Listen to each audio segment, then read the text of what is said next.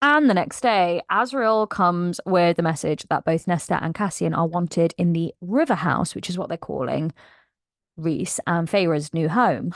When they arrive, Azriel has information to share with everybody about Brialyn, and he says, look, she's been a lot busier than we thought she was. Apparently, she is rallying an army, working with Beren, all because she wants to find the cauldron again and gain her youth. That is Brialyn's endgame here. She doesn't really want to start war or anything. For her, this is all about the cauldron. Azriel has found out that what Vassa kind of suggested is true. Brialyn is working with Koshi. And Amren tells everybody, well, they probably want the trove too. These are specific cauldron-made items that hold an awful lot of power. From what they know, there are 3 trove items in Prithium, but there may also be a 4th. There is a mask, there is a harp, there is a crown. The alluded to 4th item is referred to potentially being a horn. Interesting. Very, very interesting for Crescent City stuff. Apparently, the mask can raise the dead. The harp can open any door, physical or not, and the crown can influence anybody.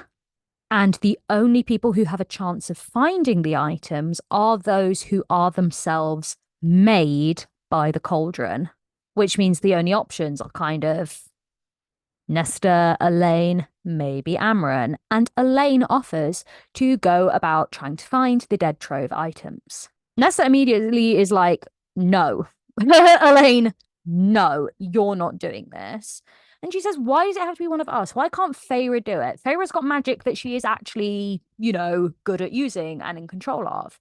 And it is at this point we find out Feyre is pregnant. This explains why the shield around Feyre has been particularly strong. Since the beginning of the book, Rhys has been trying to cover up the fact that Feyre is pregnant.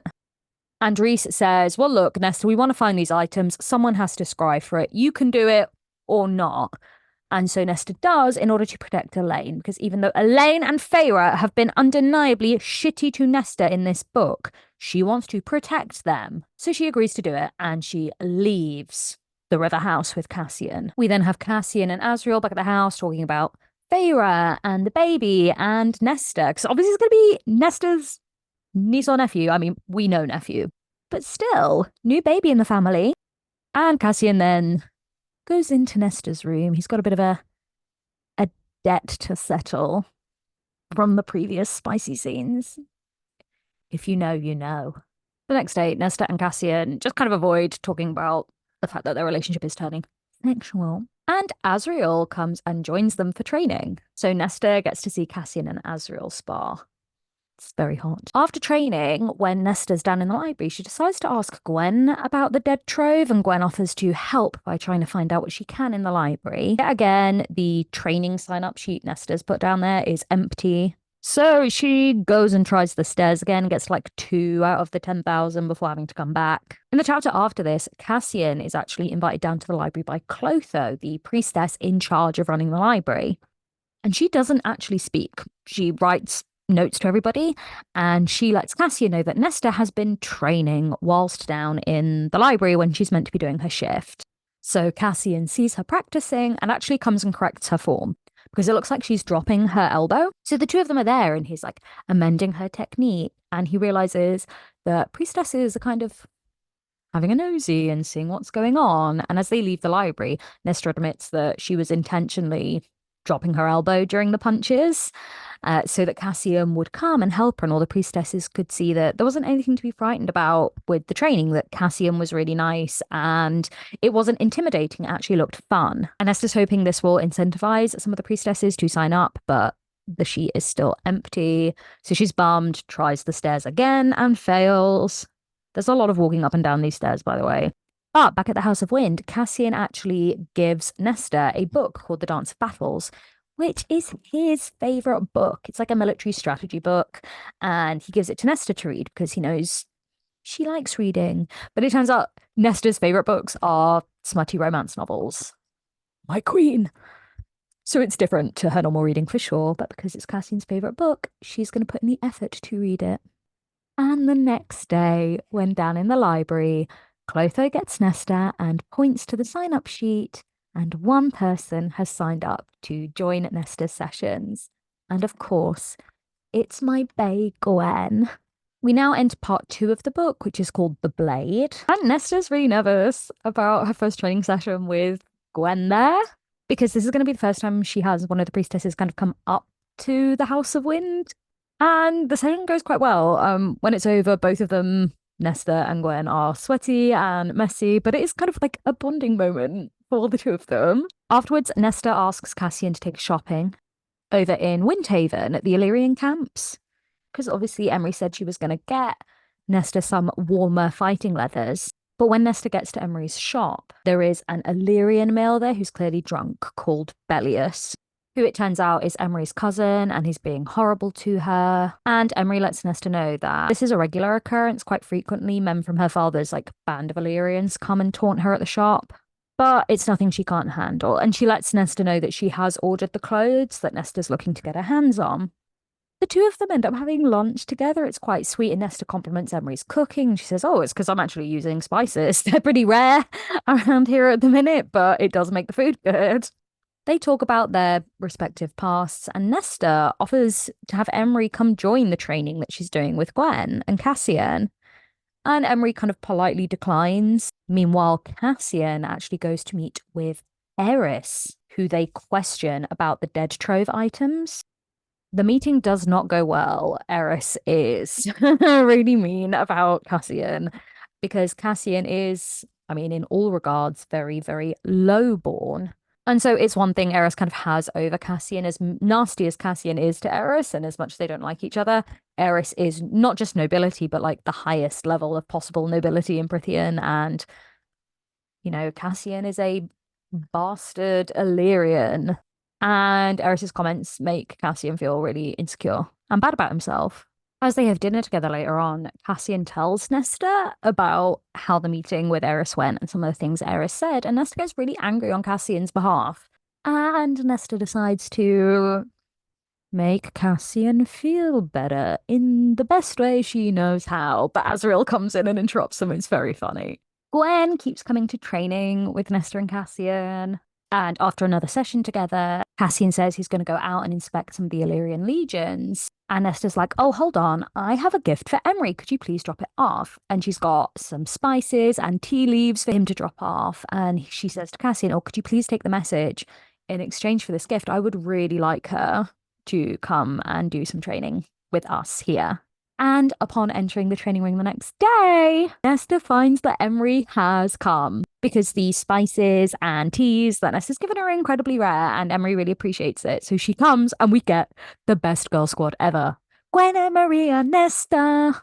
During this initial training session, we find out that Emery is constantly off balance because her dad's kind of butchered her wings when he clipped them himself. And Gwen and Emery and Nesta, they all kind of chat away. Unlike the sessions before, it's a little bit less serious. They're all getting to know each other, and they all find out that every single one of the three of them is a massive romance book girly.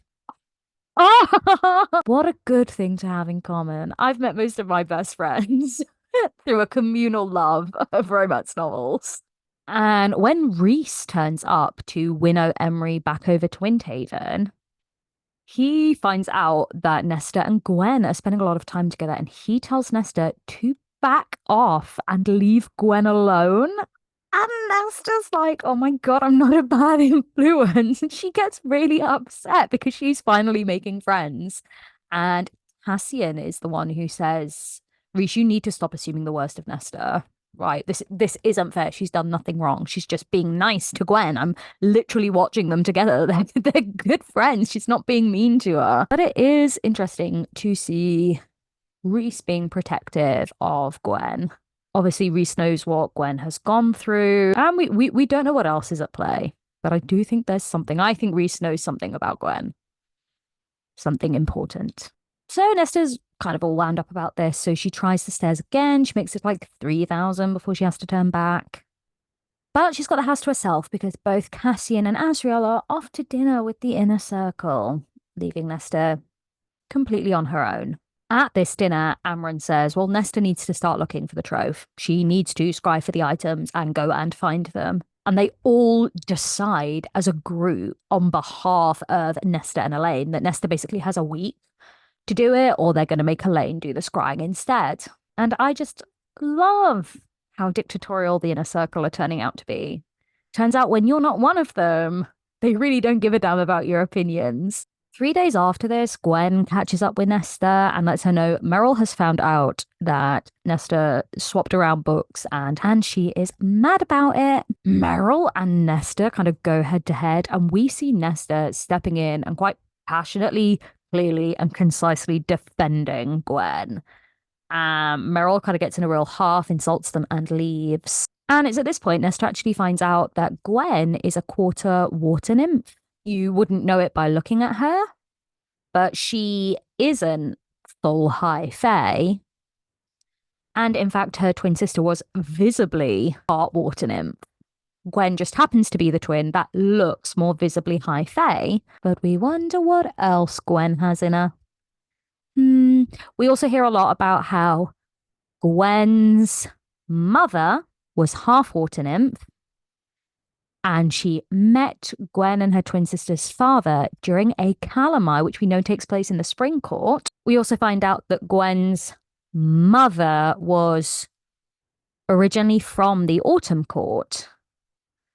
So her mum was half high fae, half water nymph, left the autumn court, met someone at the calamite celebrations in the spring court, and then had Gwen and her twin sister, who were raised at this kind of abbey by the priestesses. Interesting that we don't know Gwen's paternity.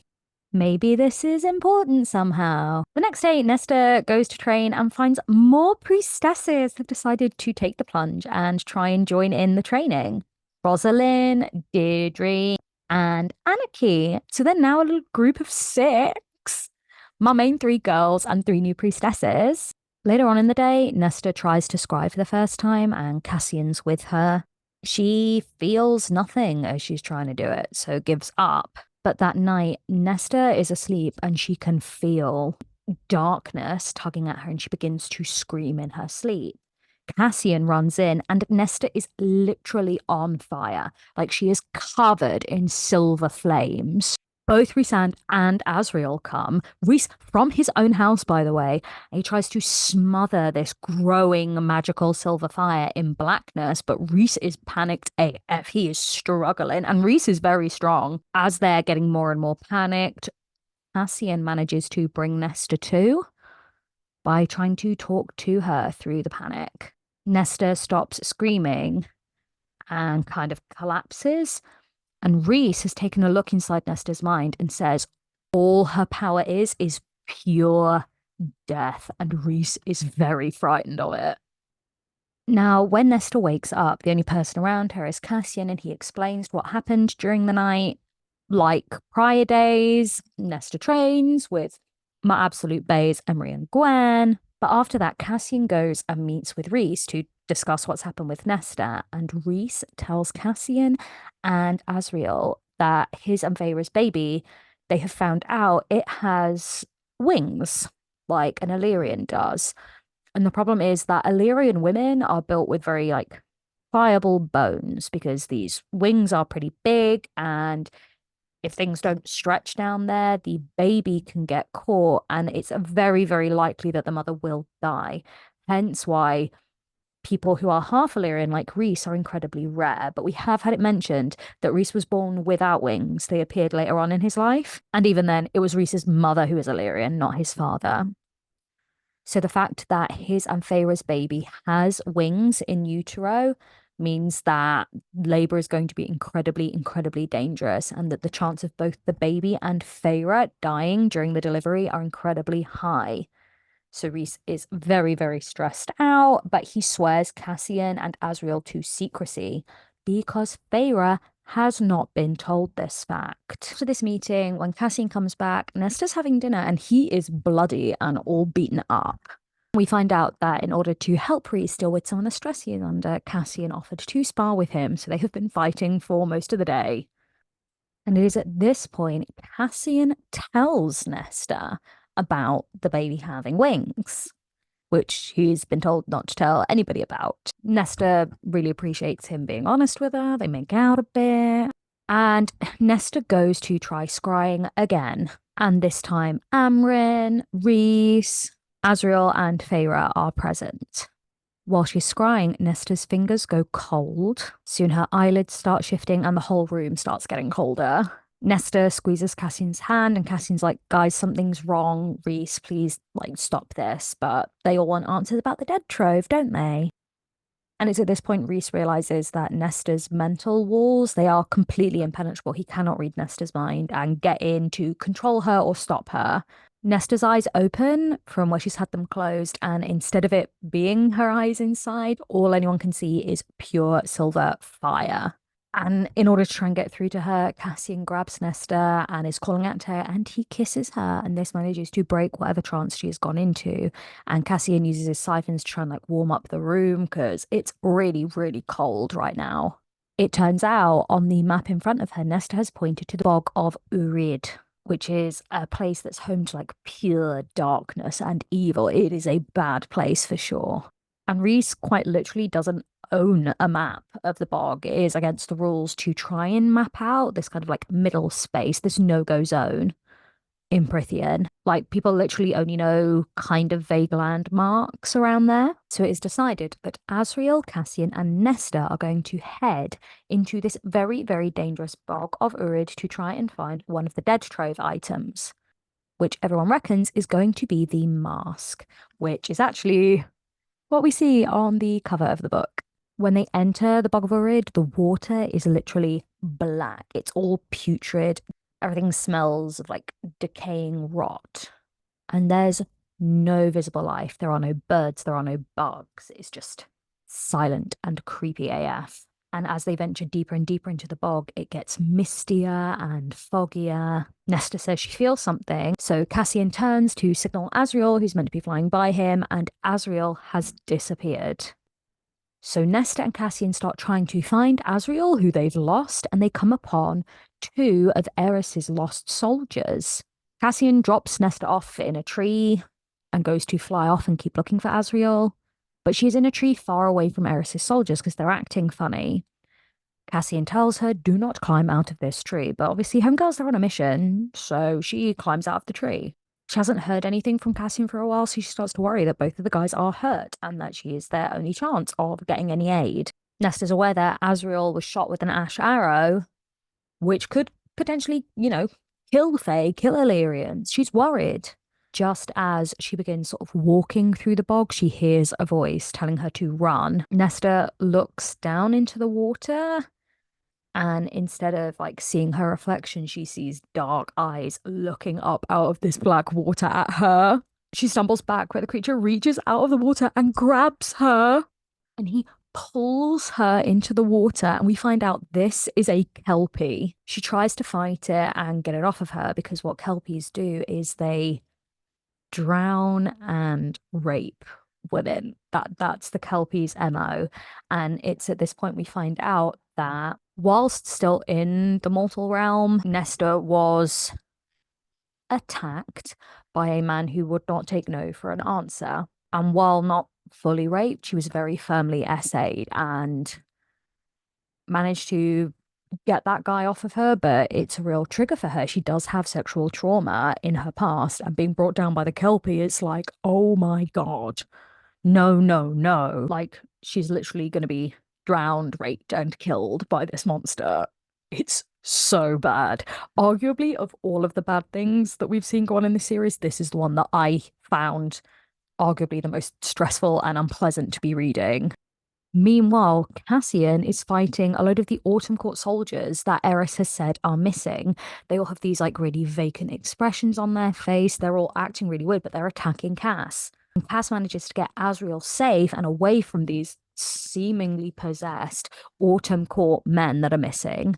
He goes back to the spot where he drops Nesta off and finds her missing. Nesta is still underwater, so while she's near them, they can't see her. LP brings her right down to the bottom of the bog, And Nesta feels something touch her hand. The Kelpie senses that she's moving for something, but she manages to grab the mask from the dead trove and put it on her face. Now, with this mask on, what Nesta can feel is all of the dead that are consumed in this bog. You know, the Kelpie and creatures like it have been killing people here for eons, but she uses the mask to get the Kelpie and decapitate it, which is now Nesta's iconic move. Up above, Cassian's realized she's down there. They can see something's going on. So he rushes in and he's about waist deep in the water, totally ready to dive in for Nesta, while Azrael's going around trying to find Nesta above. But all of a sudden, literal spears like shoot up from the water, and Nesta rises from the black bog water, the mask on her face, her eyes silver flames, holding the decapitated head of this Kelpie. And Cassian's reaction to it is just so cool because he and Azrael are like, oh my God, this is the scariest thing I've ever seen in my life. She is terrifying. But she is embodying death. That is very much what Reese has said about her magic. And Cassian notes that like he and Azrael, they are Illyrians. They are not afraid of death. They are taught to respect it and revere it in their culture. And so the two of them see her there, this literal embodiment of death. And he and Azrael do what they as Illyrians have been taught to do, which is kneel in front of her and pay her deference as literal death. It's so cool. We go from like the lowest of lows to just the most epic, raw, female rage. Just this cold anger, this brilliance that is Nesta Archer on.